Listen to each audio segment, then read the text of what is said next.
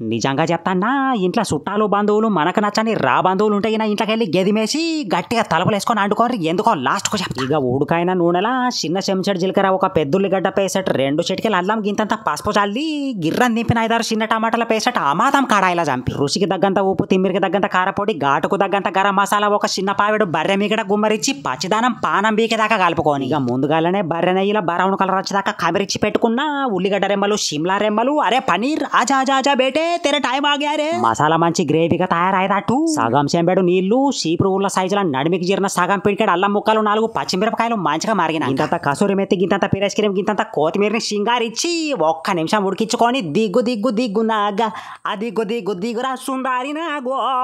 కూర ఎంత మంచి కుదిరిందంటే కిచెన్ లో కిటికీ తెరబెట్టి ఉన్నందుకు పక్కింటి భూలక్ష్మి ఎదురింటి సుశీల లోతుపల్లాలు పట్టుకొని దిగిండ్రు తలుపు సందుల నుంచి చూసినా కాబట్టి కూర మిగిలింది లేకపోతే కథమే అయిపోయేది. లైక్ షేర్ మరొకరు పిల్లగాంలో మీకోసం మా ఉంచిన